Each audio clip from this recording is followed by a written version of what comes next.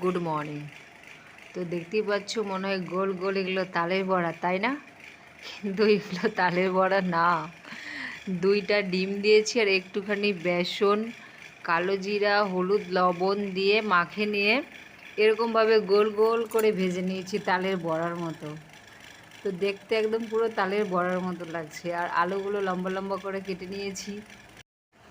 আলুগুলো বেশ ভাজা হয়ে গেছে। আর তারপরে দিলাম আমি লঙ্কার গুঁড়ো, জিরে গুঁড়ো আর ধনে গুঁড়ো একটুখানি ভেজে নিলাম আর তারপরে জল দিয়ে দিলাম।